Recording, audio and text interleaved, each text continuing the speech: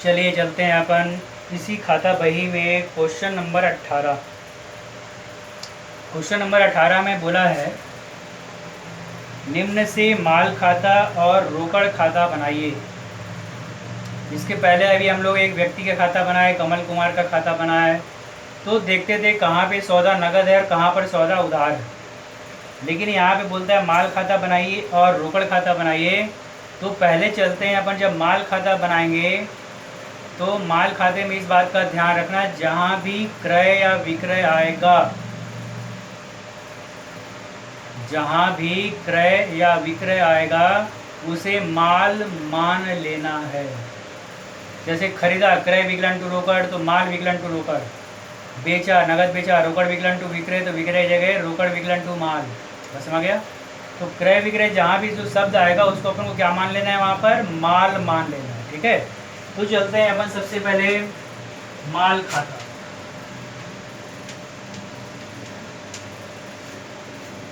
जब माल खाता बनाएंगे तो स्टार्टिंग करते हैं ऊपर से। अपन देखो 2017 जनवरी 1 माल का स्टॉक हाथ में, यानी माल का प्रारंभिक शेष। लेकिन डेबिट या क्रेडिट ऐसा कुछ भी नहीं बोला है। जब ऐसा कुछ भी नहीं बोलेगा तो उसको हमको मान लेना है डेबिट शेष। कौन सा शेष? डेबिट शेष। ठीक है, तब लिखेंगे 2017 जनवरी 1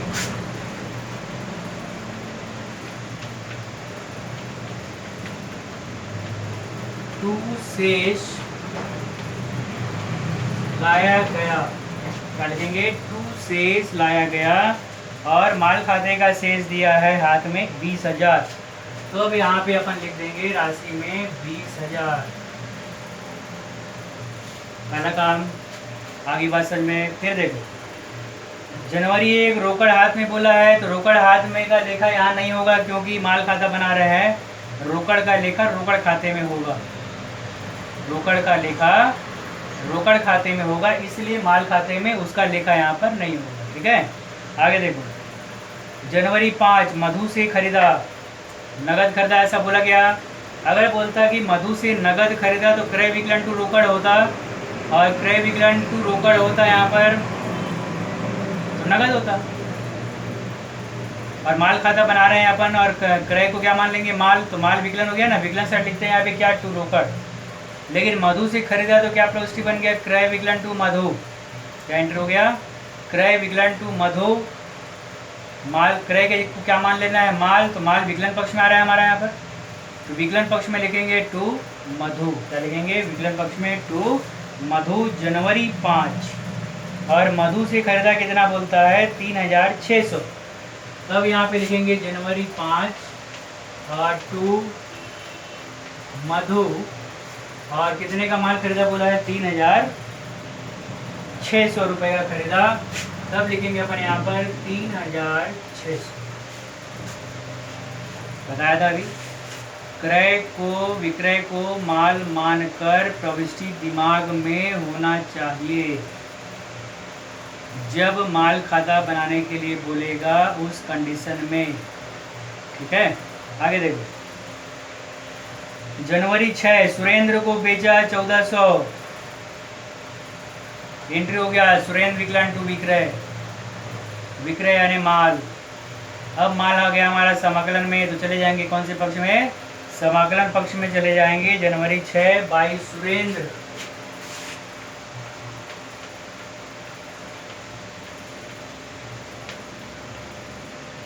बाई सुरेंद्र। और कितने का बेचा सुरेंद्र को बोलता है यहाँ पर?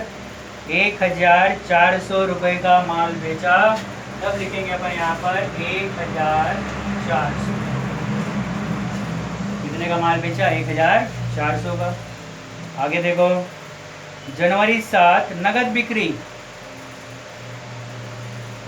जब भी नगद माल बेचेंगे तो एंट्री होगा रोकड़ विकलन टू विक्रय, और विक्रय यानी माल। फिर माल कहाँ गया हमारा? समाकलन। समाकलन साइड चले जाएंगे बाई रोकड़, समाकलन साइड बाई रोकड़। जनवरी 7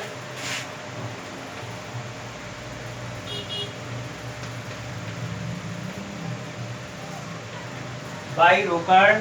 और नगद बिक्री कितने का किया? वो 2000 का किया, तो बाई रोकड़ लिख देंगे और कितना अमाउंट आ जाएगा यहाँ पर? 2000। ये आ गया हमारा 2000। ठीक है, फिर देखो आगे, जनवरी 8 नगद क्रय। नगद खरीदेगा तो क्रय विकलन टू रोकड़, और क्रय यानी माल, माल विकलन में आ रहा है तो विकलन साइड टू रोकड़। जनवरी 8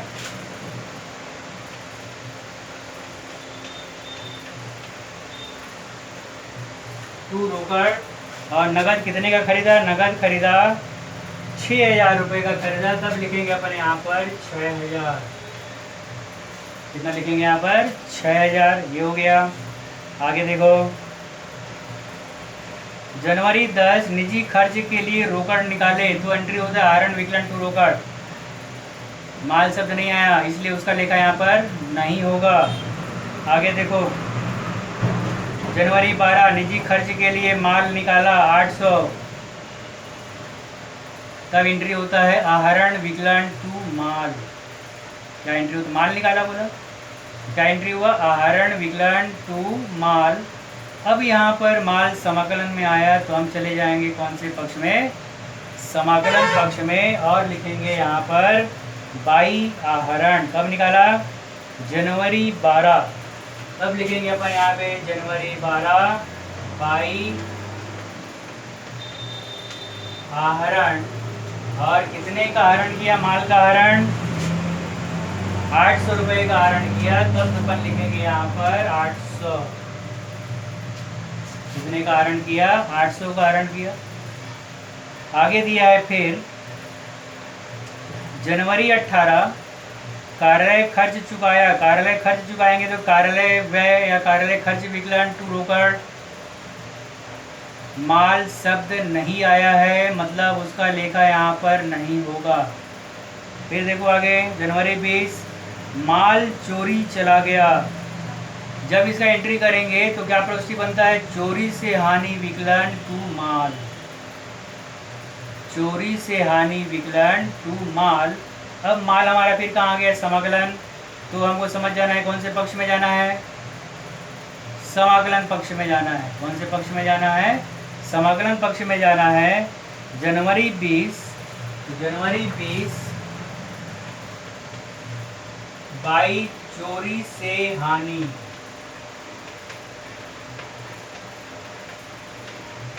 क्या लिखेंगे अपन यहाँ पर? बाई चोरी से हानि। और चोरी से हानि कितना हो गया? 50 रुपये का हुआ, तब लिखेंगे अपन यहाँ पर 50 रुपये। कितना लिखेंगे यहाँ पर? 50 रुपये। फिर देखो आगे, जनवरी 25 माल दान में दिया। फिर एंट्री करते हैं अपन यहाँ पर, तो दान विकलन टू माल। दान विकलन टू माल। फिर यहाँ पे माल कहाँ पर आया हमारा? समाकलन। तो समाकलन साइड चले जाएंगे अपन यहाँ पर। जनवरी 25 बाई दान। जनवरी 25 बाई दान, एंट्री हुआ दान विकलन टू माल। दान विकलन में है, माल समाकलन में है, इसलिए समाकलन साइड बाई दान। कितने का दान दिया? 200। कितने का दान दिया? 200 का दान दिया, तो ये लिखेंगे अपन यहाँ पर 200। दान हो गया। दान के बाद वेतन दिया जनवरी 30। वेतन देगा तो वेतन विकलन टू रोकड़। माल शब्द आया क्या? नहीं आया, इसलिए उसका लेखा यहाँ पर नहीं होगा। अब कोई मत नहीं है हमारे यहाँ पर। अब फिर वैसे विकलन और समाकलन का योग करेंगे, और जिसका योग अधिक होगा उसमें से कम को घटाकर बैलेंस निकाल लेंगे, और जिधर कम है उधर शेष ले जाया गया लिखकर दोनों पक्षों का योग बराबर कर देंगे। कभी भी शेष जो है उस जिस महीने में एंट्री हो रहा है हमारा, उसी महीने के आखिरी दिन में उस शेष को ले जाया जाता है। उस महीने के आखिरी दिन में ही उस शेष को ले जाया जाता है। ठीक है, अब देखो योग लगाएंगे अपन। इधर का योग दिखते हैं तो इधर ज़्यादा है और उधर कम दिख रहा है, तो ये योग अधिक दिख रहा है अपन को। ये योग लगा लो। 20,000, 6,000, 26, 26 और 3 29, 29,600। ऐसा नीचे रफ में लिख लेना। विकलन का योग कितना आया? 29,600। समाकलन का योग करते हैं अपन। 2,000, 1,000, 3,400, 3,400 और 1,000, 4,450। कितना आ रहा है इसका योग? 4,450। 4,450। 0 10 में 5 गया 5, 5 में 4 गया 1, 9 में 4 गया 5 और 2, 25,150। बैलेंस कितना निकला इसका? 25,150। तब लिखेंगे अपन यहाँ पर जनवरी 31 22 शेष ले जाया गया। अंतर निकालने के बाद जनवरी 31 22 शेष ले जाया गया और अंतर की राशि आई 25,105। कितना आया? 25,150। तब लिखेंगे अपन यहाँ पर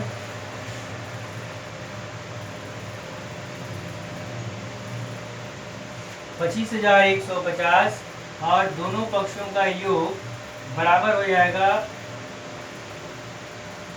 29,600।